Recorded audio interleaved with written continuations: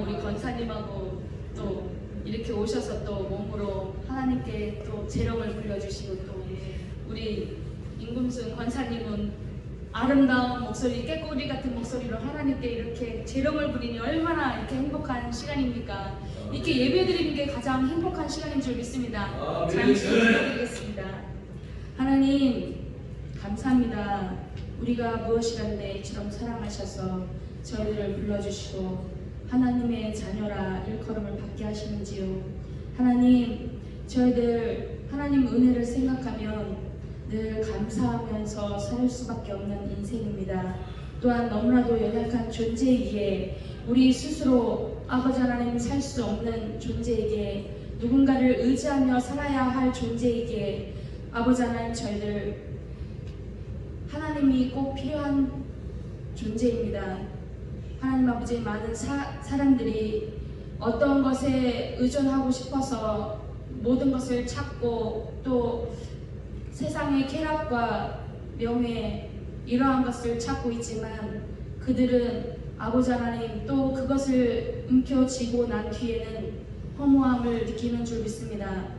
참된 행복은 주님이 우리와 함께 하심을 믿음으로 말미암아 하나님의 자녀로 삶을 살아가고 또 하나님께서 우리와 늘 함께 하시는 큰 기쁨을 누리는 우리가 참된 하나님의 기쁨을 누리는 사람인 줄 믿습니다.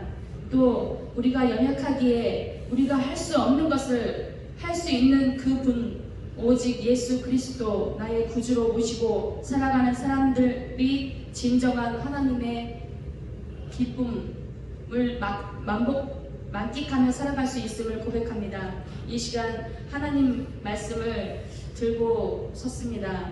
연약하고 부족한 저희지만 하나님 순종하여 하나님 말씀을 들고 섰사오니 하나님 아버지 저의 입술을 주장하여 주시고 하나님 아버지 복음만 전할 수 있는 입술이 될 수 있도록 성령 하나님 도와주시옵소서. 함께하여 주실 줄 믿사옵고 거룩하신 우리 주 예수 그리스도 이름으로 기도드리옵나이다. 아멘. 우리가 이 송추 반석교회로 온 지 2년이 다 되어가고 있습니다. 감사한 것은 저희가 처음에 이곳에 왔을 때 이곳이 성전이라고 교회라고 지어져 있었지만 사람도 없었고 또 예배도 드리지 않는 가운데 그냥 건물만 덩그러니 지어져 있었습니다. 근데 하나님께서 우리 담임 목사님인 고건능 목사님과 저희를 보내주셔서 이곳에서 한 주도 빠지지 않냐고 매일 찬양의 소리와 기도의 소리 또 말씀이 선포되고 있는 것이 저희들이 한 것인 줄 알았는데 이게 하나님의 은혜더라고요. 하나님께서 이끌어 주셨더라고요. 그래서 그 온전히 하나님께 그 영광을 올려드립니다. 저는 오늘 본문을 중심으로 올바른 교회란 무엇이며 교회의 사명을 살펴보도록 하겠습니다. 첫 번째는 올바른 교회가 되려면 교회에 주인이 있어야 되겠죠. 그러면 여러분 이 교회의 주인은 누구일까요? 하나님. 또요. 우리. 또요. 네. 여러 분들의 말들이 있는데 그러면 예수님은 이 교회의 주인이 누구라고 하시는지 살펴보도록 하겠습니다. 자, 마태복음 16장 18절을 보시겠습니다. 마태복음 16장 18절 아까 본문 읽으셨죠? 제가 읽어드리겠습니다. 또 내가 내게 이르노니 너는 베드로라 내가 이 반석 위에 내 교회를 세우리니 음부의 권세가 이르지 못하리라 이렇게 말씀하고 계십니다. 교회의 설립자가 누구시라고요? 누가 세우신다고 그러셨죠? 예수님이 교회를 세우신다고 말씀하십니다. 그렇기 때문에 이 교회는 우리 사람이 될 수가 없어요. 예수님이 우리의 교회의 주인이 되시고 또 우리의 주인이 되셔야 되는 것입니다. 이 건물을 이제 이거는 건물이잖아요. 건물은 이제 뭐 사람이 돈을 주고 샀기 때문에 건물주가 될 수는 있지만 이 교회의 주인은 예수님이 되셔야 되는 것입니다. 이제 저희도 여기 건물주가 되시는데 이 건물주님은 항상 월세를 낼 때가 되면 문자를 하셔갖고는 끝에 꼭 다는 말이 뭐냐면 다는 문장이 꼭 있어요. 오늘은 뭐뭐 하는 날이니 입금하십시오. 주인 100 하고 이렇게 꼭 문자에 주인 100이라는 단어를 꼭 쓰시더라고요. 물론 그분이 돈을 주고 이곳을 사셨으니까 주인이 될 수도 있겠죠. 근데 주인이라고 하기보다는 건물주라고 하는 게 더 맞을 것 같고요. 그 다음에 세상 사람들이 말하는 거가 조물주 위에 건물주라고 이렇게 막 빙자적으로 얘기를 하는데 그만큼 돈을 우선시한다 이런 것을 풍자하는 것 같습니다. 근데 이런 말들이 그냥 나오는 것은 아닌 것 같아요. 그분은 이제 이 돈을 주고 사셨기 때문에 그분은 주인이라고 행세를 할 수가 있어요. 근데 그분은 건물주고 주인은 여기는 다른 건물 뭐 회사나 뭐 이런 건물이 아니잖아요. 교회잖아요. 교회이기 때문에 교회의 주인은 예수님이 되어야 된다고 생각합니다. 여러분들도 교회의 주인은 예수님이라는 것을 기억하시기 바랍니다. 두 번째, 본문에서 교회는 무엇을 말하는 것일까요? 우리가 앉아있는 이 건물을 예수님은 말씀하고 계시지 않으세요. 본문 말씀에 보시면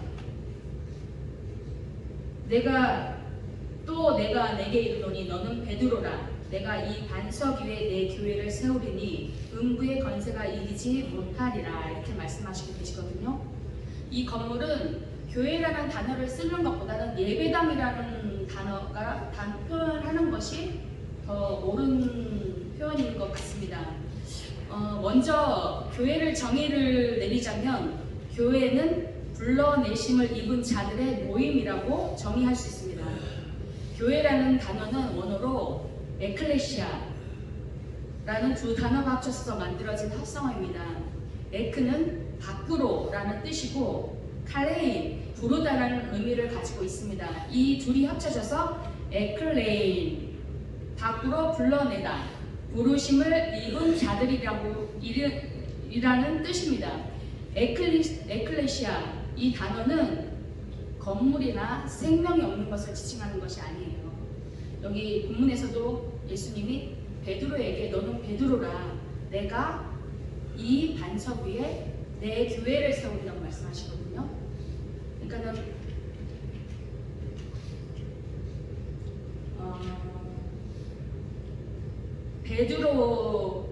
베드로가 16절을 한번 읽어보시겠습니다. 마태복음 16장 16절.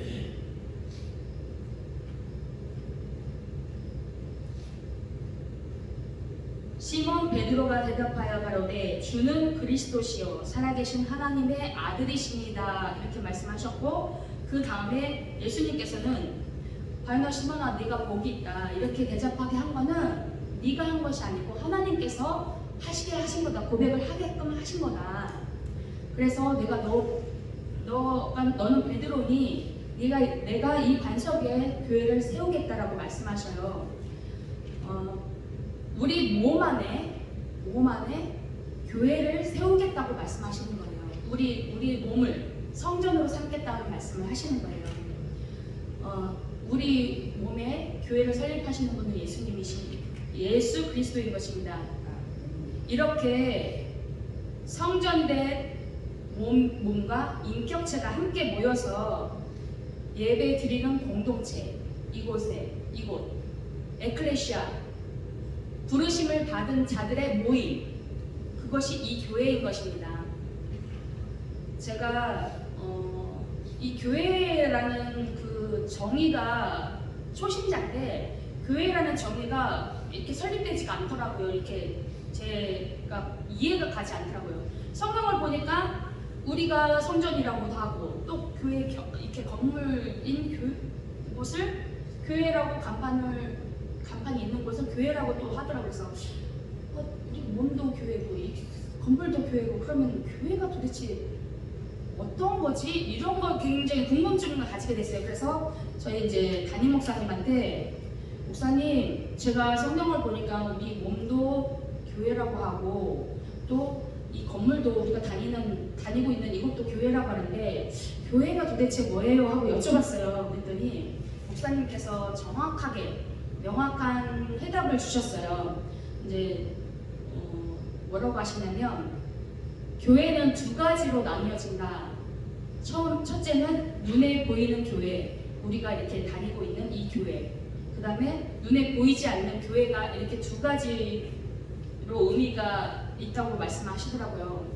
네, 눈에 보이는 교회는 예수 그리스도의 영, 성령을 심령에 모시고 말씀으로 거듭난 성도들이 모여서 하나님께 예배드리는 곳이라. 그리고 하나님의 일들, 또 예수님에 대해서, 또 말씀에 대해서 가르치고 배우는 곳이다. 이렇게 말씀을 하시더라고요. 그리고 부르심을 받은 자들이 그렇게 가르침을 받기 위해 하나님께서 불러주신 자들이 모여서 예배 드리는 곳, 그 건물, 보이는 곳, 건물, 그것이 교회다. 이렇게 말씀을 해주셨고요. 그 다음에 보이지 않는 교회, 무형적 교회가 있다. 무형적 교회는 보이는 유형의 건물, 지역교회의 일원, 그 지역교회의 일원이 되는 우리들을 말하는 거라고 말씀하시더라고요. 아까 말씀드렸듯이 보이지 않는 교회는 하나님의 영, 하나님이 우리를 부르셔서 하나님의 영이 우리 안에 내주하시고 우리를 성전 삼았다고 하셨어요. 그래서 우리가 몸이 성전이다, 교회다. 그래서 보이지 않는 교회, 이렇게 두 가지를 정리를 해주시더라고요. 그래서 저는 그러면서 이렇게 자세히 목사님께서 설명을 해주셨는데 이제 말씀을 보면서 왜 우리를 성전이라고 하는지 그걸 말씀을 보시겠습니다. 자, 그러면 우리를 교회로 삼기 위해서 이제 우리를 교회로 불러주신 목적이 있을 거 아니에요. 그 목적을 성경을 찾아보겠습니다. 고린도전서 3장 16절 보시겠습니다. 고린도전서 3장 16절.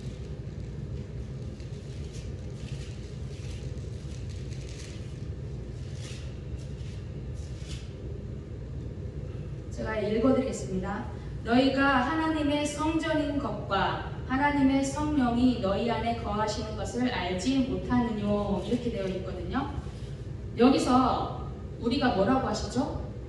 하나님의 성전이라고 말씀하십니다. 그 다음에 고린도전서 6장 19절에는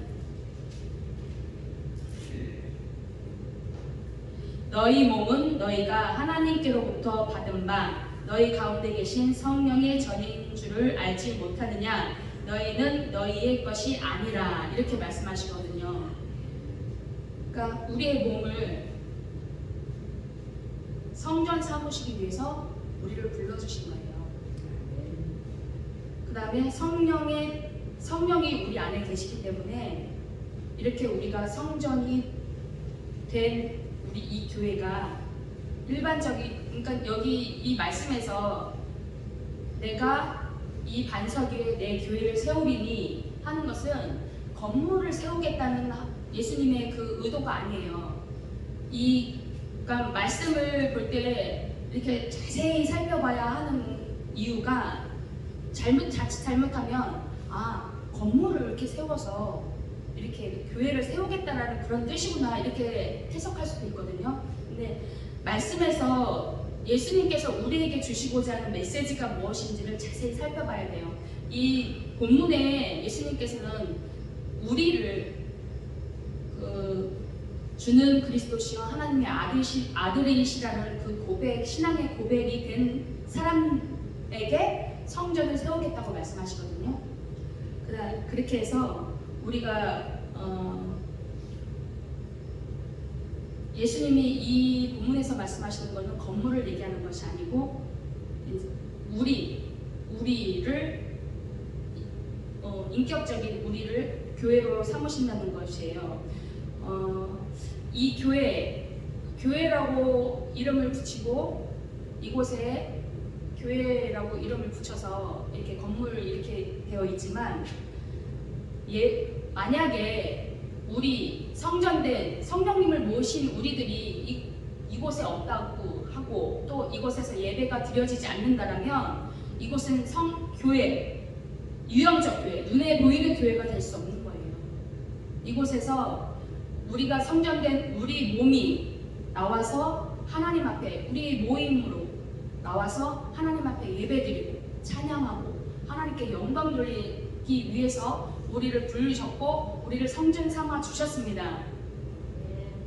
교회는 건물이 아닙니다. 그냥 건물이 아닙니다. 그리고 일반 집합 단체도 아니에요. 그리고 교회는 일반 모임이 아닙니다. 종교 집단도 아닙니다. 사회 봉사 단체도 아닙니다. 교회는 감정적으로 내가 좋아서 다니는 것도 아닙니다. 거룩한 성령님을 모시고 부르심을 받아서 거룩한 성령님을 모시고 하나님께 예배를 드리는 것입니다.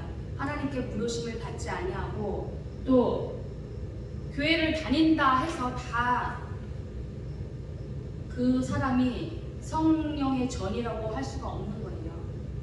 그냥 종교 행위는 할 수 있습니다. 또 척은 할 수 있어요. 믿음 있는 척, 성령 충만한 척, 나는 하나님 앞에 뭔가를 할 수 있다라는 그런 착각으로 살아가는 사람들이 굉장히 많거든요. 기도를 많이 한다고 하는 분도 계시고 또 성령 받고 하라는 음성은 듣는다고 말씀하시는 분들이 있습니다. 그러나 그 열매를 보고 하나님 말씀에 비춰봤을 때 빗나갔다라면 그것은 잘못된 것입니다. 그렇기 때문에 다시 한번 자기 자신이 정말 내가 거룩한 성령님을 모신 내가 하나님의 전으로서 그 사명을 잘 감당하고 있는지, 잘 살아가고 있는지, 우리의 몸을 거룩하게 하여야 된다고 생각합니다. 거룩이라는 것이 말을 이렇게 조신하게 이렇게 하고 또 이렇게 행동을 이렇게 하고 이런 게 거룩이 아니라 거룩은 하나님의 말씀에 비춰봤을 때 하나님의 말씀에 빗나갔다 하면 그것을 바르게 말할 수 있는 게 거룩입니다. 그리고 그 말씀에 빗나간 것을 내가 깨닫고 하나님 말씀으로 다시 돌아와서 하나님 말씀을 지키는 것이 거룩이에요. 거룩하다고 해서 말만 이렇게 안녕하십니까 이렇게 하면서 이렇게 하는 게 거룩이 아니에요. 그렇게 우리 자신을 경건의 모양만 있는 게 아니라 경건의 연습을 해서 우리의 몸을 정말 예수님이 걸어왔던 그 발자취를 걸어가는 그게 교회로서의 사명을 그리고 또 교회로서 부르심을 받은 목적을 이루어가는 것입니다. 그렇기 때문에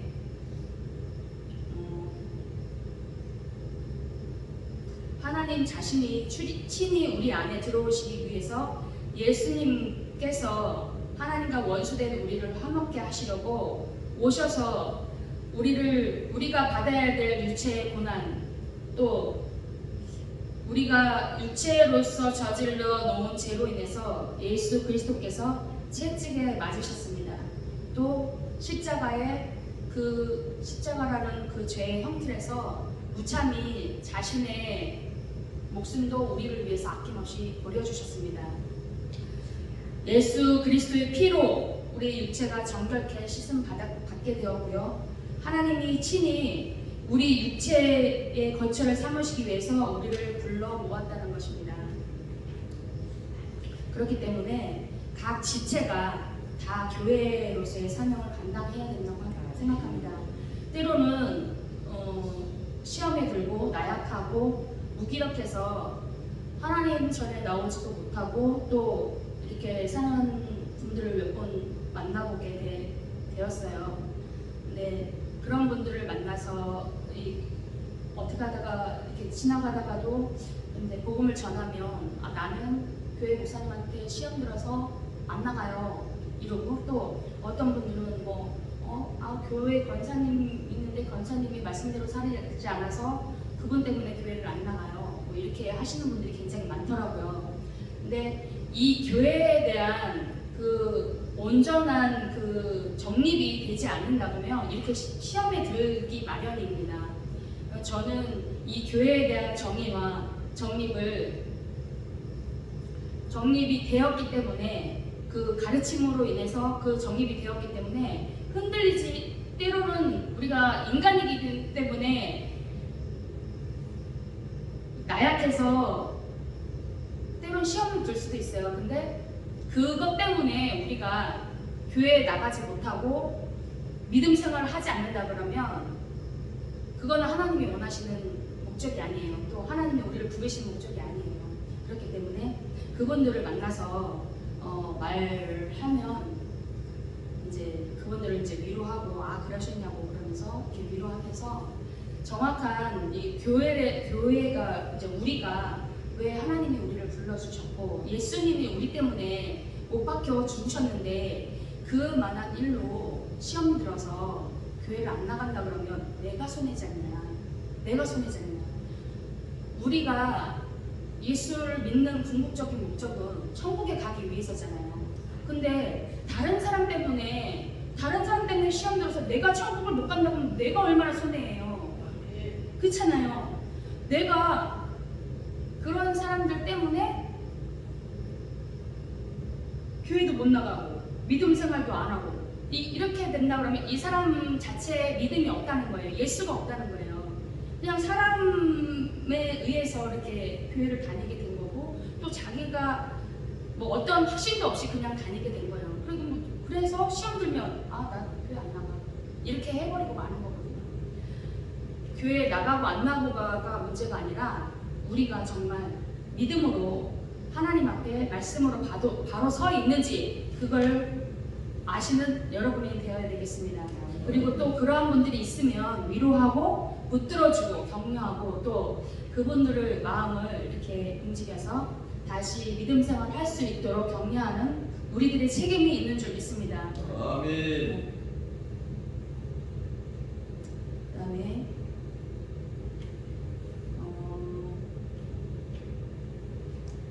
에베소서 2장 19절을 보시겠습니다. 에베소서 2장 19절.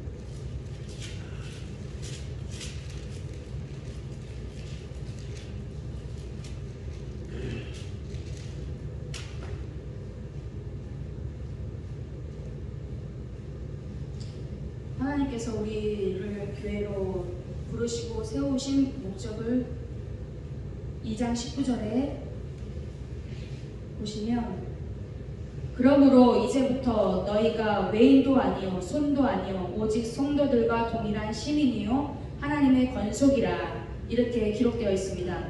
우리는 전에 예수님이 우리를 불러주시기 전에 우리는 세상에서 살고 있는 죄인이었어요. 세상에서 온갖 죄악 속에서 살아가고 있는 우리를 하나님이 부르셨어요. 그렇기 때문에 너희는 외인도 아니다. 너희는 하나님의 권속이다. 하나님의 권속, 하나님에게 속해 있다라고 말씀하고 계십니다. 그리고 우리가 하나님의 권속이라, 하나님께 속한 우리가 성도로서 하나님 아버지를 모시고 사랑으로 하나 되어 서로 섬기라고 부르셨습니다. 에베소서 4장 1절에서 4절을 보시겠습니다.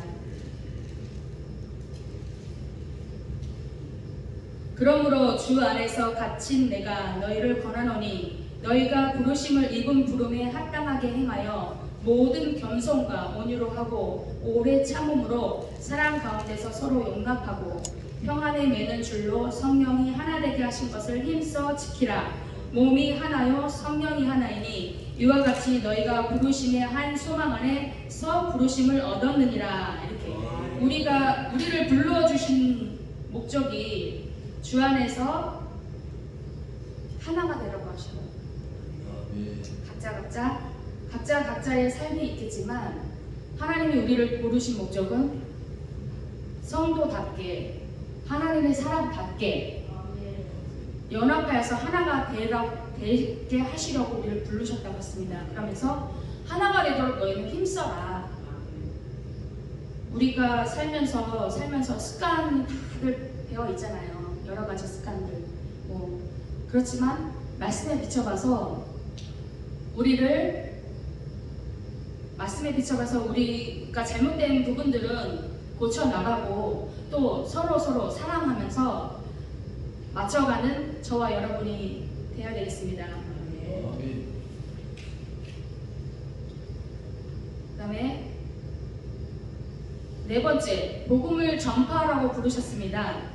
사도행전 1장 8절에 보면 사도행전 1장 8절에 오직 성령이 너희에게 임하시면 너희가 권능을 받고 예루살렘과 온 유대와 사마리아와 땅끝까지 이르러 내 증인이 되라 말씀하십니다. 또 마가복음 16장 15절에는 천하 만민에게 가서 복음을 전파하라고 말씀하십니다. 이 말씀을 듣고서는 어떤 사람들은 나가서 천하 만민에게 복음을 전하라고 하셨지, 그래 그러면 내가 선교사로 나가야 되겠다 막 이렇게 하고 해외로 막 선교사로 이렇게 나가는 분들도 계세요. 물론 예수님이 말씀하시는 거는 이제 나가서 복음을 전파하라. 또 우리가 가지 못해서 그 말씀을 듣지 못해서 구원받는 백성이 있을까 싶어서 나가서 천하 만민이 온 세상에 나가서 다 전파하라고 말씀하셔서 때로는 하나님의 소명을 받고 그 사명을 감당하기 위해서 해외 선교사로 또 파송된 분들도 계시고 하잖아요. 그리고 또 각자 하나님께서 주신 달란트가 있고 사명이 있기 때문에 또 어느 분은 부흥사로 부르셔서 교회뿐만 아니라 여러 군데 가셔서 기도원이나 이런 곳에 가셔서 말씀을 선포하고 예수님이 누구라는 것을 자랑하는 거잖아요. 복음이 뭐겠습니까? 복된 소식. 예수 그리스도가 복음이요 말씀이 복음입니다. 이것을 전파하기 위해서 때로는 부흥사로 또 때로는 목사님으로 교사로 이렇게 부르셔서 이렇게 복음을 전파하도록 하셨습니다. 근데 이제 저 같은 경우는 이제 우리 김건수 목사님이나 김미성 목사님이나 이곳에서 하나님 성전에서 이렇게 봉사를 하고 계시잖아요. 저도 그렇고. 근데 제가 이제 부엌에서 이렇게 일을 하고 있으면 어떤 분들은 오셔서 이렇게 말씀하세요. 목사님 언제까지 그 부엌에서 그렇게 일을 하고 있을 거야? 나가서 이렇게 복음도 전파하고 교회도 개척하고 이렇게 해야지 언제까지 부엌 일만 하고 그렇게 하고 있을 거냐고 이렇게 얘기를 하세요. 근데 저는 그렇게 생각을 안 합니다. 왜냐하면 각자 주어진 환경이 있어요. 복음을 전파하는 일에는 이렇게 부엌에서 수고하는 사람도 있어야 되고, 그래서 이 영성원이라는 곳이 많은 강사님들이 오셔서 부흥사 강사님들이 오셔서 말씀을 전하도록 그것을 돕는 일, 오셔서 식사를 맛있게 드시고 그리고 나서 힘을 얻어서 또 하나님의 말씀을 전하시잖아요. 그런 일을 돕는 일, 또 찬양인도도 예배에 찬양이 없이 어떻게 예배를 드릴 수 있겠습니까? 하나님은 우리가 찬양을 받기 위해서 우리를 지으셨다고 하셨는데 찬양 없는 예배가 어디 있겠습니까? 찬양, 인도도 굉장히 중요해요. 그리고 뒤에서 말없이 수고하는 그런 봉사일도 굉장히 중요해요. 그게 다 복음을 전하는 일이에요. 우리가 우리의 몸으로 이렇게 세상의 사람들한테 꼭 나가서 이렇게 예수님 이렇습니다 저렇습니다 하고 이렇게 하는 것도 복음을 전하는 거지만, 우리의 몸으로 이렇게 봉사를 하면서 다른 사람이 보면서 저 사람은 참, 우리 김금수 목사님 같은 경우는 제가 이제 부엌 일을 막 이렇게 하는 반면에 뒤에서 이렇게 말없이 쓰레기라든가 이런 여러 가지 제가 미처 하지 못하는 것들을 이렇게 뭐 정리정돈이라든가 이런 걸 해주세요. 그러면 제가 하지 못하는 것들이지만 제가 목사님을 생각할 때 참 목사님 너무 감사하다. 목사님이 계셔서 내가 이런 일을 할 수 있지 라고 감사한 마음이 들고 목사님을 보면서 목사님의 그 자체가 예수님으로 보여지는 거예요. 또 우리 김미소 목사님 같은 찬양에도 굉장히 많이 아픈 상황이었어도 그거를 이겨내고 극복하고 힘든 가운데서도 찬양으로 하나님께 영광 돌리고 찬양이 또 예배의 그 성공을 시키기 위해서 이렇게 하는 모습을 보면서 대단하다. 이렇게 눈으로 보면서 우리가 빛이 그분을 통해서 예수님의 빛을 보였기 때문에 그분에 대해서 이렇게 생각하고 감사할 수 있고 또 우리가 또 하다 보면은 잘못된 점들이 이렇게 있잖아요. 그런 것을 이렇게 그때 이런 것은 이렇게 했으면 좋겠습니다라고 또 담임 목사님은 큰 틀에서 보시고 말씀을 해주세요. 그러면 그걸 듣고 우리가 고쳐야 될 점은 고쳐야 되겠다. 이것들이 다 복음 전하는 일이에요. 우리가 빛을 발하고 있잖아요. 우리가 삶의 현장에서 자기가 맡겨진 주어진 일들을 하면서 빛을 발하고 있는 이게 복음 전하는 거예요. 타인으로 하여금 저 사람은 참 저런 모습이 참 굉장히 본받을 점이야. 우리가 이런 본받을 점을 찾아서 그분의 그 빛이 그분 속에 있는 예수님의 빛을 나타내는 거기 때문에 그게 복음 전하는 거예요. 꼭 나가서 설교를 하고 뭐 그렇게 해야만 복음 전하는 게 아니라고 생각합니다. 그래서 제가 복음 전하는 거를 정의를 하자면 이렇게 우리의 삶에서 우리의 예수님께서도 너희는 세상의 빛이요. 아까 우리 임근수 목사님이 권사님이 찬양하셨던 것처럼 너희는 세상의 빛이요 소금이다. 우리의 행실을 통해서 많은 사람을 주께로 돌아오게 또 우리가 행여 이렇게 잘못된 길을 했는 나하고 저 사람을 보았을 때 나는 이것을 못하는 사람이에요. 그러니까 이게 말씀해 주셔서 못하는 건데 저 사람 보니까 정말 말씀대로 살고 있어. 그러면 저 사람을 보면서 나를 고쳐갈 수 있는 거야. 저분이 이렇게 말씀대로 살고 있구나. 나는 왜 그렇게 못 살고 있지 말씀대로. 그러면서 그것을 보고 내가 말씀대로 살아가도록 노력을 하는 거예요. 그렇기 때문에 그게 빛이 되는 거예요. 세상에 나가서 빛이 되라 뭐 해서 뭐 어떻게 하려고 하는 게 아니라 내가 작은 예수가 돼서 그들에게 비춰지는 모습을 보고 그들이 예수님께로 돌아온다면 내가 복음 전하는 통로가 되는 거예요. 그래서 말씀을 맺겠습니다. 하나님께 부르심을 받고 그 교회로 부르심을 받고 그 교회에서의 사명을 하기 위해서는 굉장히 힘든 일도 많이 있어요. 근데 그것을 우리가 한다라고 생각하는데 우리가 하는 것이 아니라 하나님께서 우리를 교회로 부르셨기 때문에 하나님께서 우리를 만들어 가시면서 하나님의 형상으로 만들어 가시려고 하십니다. 그것에 순종하며 나갈 때 하나님의 뜻을 이루어드리는 거고요. 하나님의 기쁨이 되는 것입니다. 그러니까 여기서 다시 한번 정립을 하겠습니다. 교회는 우리가 먼저 성령님을 모시고 우리가 먼저 성전이 되어야 됩니다. 그리고 성전된 우리들이 모여서 예배 드리는 이곳이 곧 교회입니다. 그래서 이 둘은 목사님, 저희 담임 목사님, 고건능 목사님께서 얘기를 해주셨는데 무형적 교회, 유형적 교회, 보이는 교회, 보이지 않는 교회 이 둘은 떨어져서는 안 된다고 하셔요. 항상 같이 함께.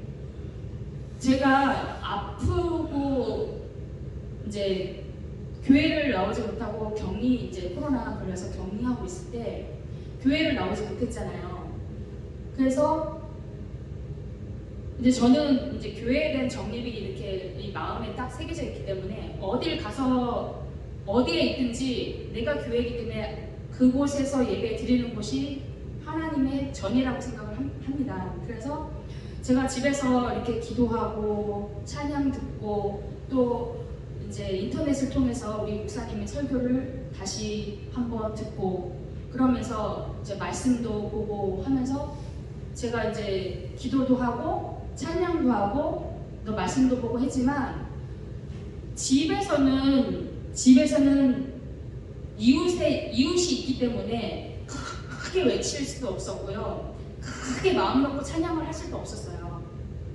근데 제가 주일날이라든가 이렇게 교회를 나와서 이렇게 오늘처럼 이렇게 예배를 드리니까 크게 찬양을 해도 누가 뭐라고 할 사람 없어요. 크게 기도해도 누가 뭐라고 할 사람 없어요. 또 말씀을 또 맛있게 먹을 수도 있어요. 그렇기 때문에 제약을 받지 않은 이 예배당, 교회가 있다는 게 얼마나 행복한지 모르겠어요. 많은 사람들이 지금 코로나가 뭐다 해갖고 지금 교회에 나오지 못하는 분들도 굉장히 많이 있거든요. 그분들도 굉장히 갈급하실 거예요. 물론 집에서 저도 정말 진짜 그동안 분주해서 하나님과의 정말 진정한 이 교제가 많이 부족했거든요. 근데 집에서 예배를 드리면서 저 혼자 부흥회를 하는 거예요. 찬양도 했다가 찬양하면서 춤도 췄다가 말씀도 받다가 이러면서 이제 부흥회를 하는데 굉장히 갈급함이 있더라고요. 나 혼자 이 유튜브 이런 걸 보면서 봐도 예전에 성전에 나와서 이렇게 하나님 앞에 말씀 들으면서 찬양했던 그런 부분들이 굉장히 집에서 드리니까는 이게 그러니까 뭐라 그럴까, 나태해져서 누워서도 듣고 이런 게 있더라고요. 그러니까 하나님이 보실 때 어떻게 생각하실까?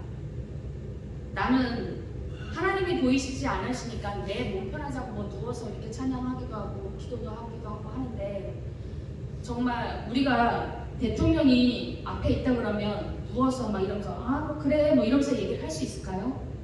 그런 생각을 했어요. 물론 우리 하나님은 굉장히 인내하신 분이시라 우리의 모든 그런 것들 다 이해하시고 사랑으로 품어주시는 분이십니다. 그런데 제가 느끼는 그런 것은 하나님, 많은 사람들이 이렇게 예배를 드리고 있지 않을까요? 하나님은 정말 살아계셔서 지금도 불꽃 같은 눈동자로 우리를 지켜보시고 계시는데, 하나님, 나의 이런 모습이 정말 하나님 앞에 비춰졌을 때 어떤 모습일까요? 하고 나를 한번 생각하게 되더라고요. 그래서 목사님 말씀처럼 고건능 목사님께서 무형적 교회, 눈에 보이는 교회, 눈에 보이지 않는 교회, 이 두 가지가 꼭 있어야 된다고 생각해요. 그리고 또 시대에 따라서 이거는 변화될 수가 있습니다. 요즘 시대처럼 이렇게 뭐 정부에서 몇 명 이상 모이지 마세요, 예배 드리지 마세요, 마스크 쓰고 하고 찬양도 통성기도도 하지 마세요 이랬을 때 우리는 그렇게 하면 돼요. 나라에서 지키는 거, 예수님도 세금 때문에 세금 이거 내야 되는데 어떡합니까 했을 때 세금 내야 된다 하고서 물고기 입에서 돈을 빼서 바쳤잖아요. 그러니까는 그것도 세상 법도 아예 지키지 않으면 안 되는 거예요. 왜냐면 우리는 이 나라의 건설된 백성이니까. 그러니까 그런 것도 지켜야 되는 건데, 예배 드리지 못하게 하는 거를 세상 법과 하나님 법에 타협해서는 안 돼요. 예를 들어서 마스크 끼고 예배 드리세요. 몇 명 이상, 10명 이상 모이지 마세요. 그러면 예를 들어서 대형교회, 저희 교회 같은 경우는 10명씩 이렇게 1부, 2부 이렇게 나눠서 예배 드리면 돼요. 하나님은 우리의 예배를 받으시기 원하셔서 우리를 불러주신 거잖아요. 교회로 모이게 하신 거잖아요. 그렇기 때문에 그렇게 하면 돼요. 그리고 또 만약에 이제 이렇게 모이지 못하는 세대,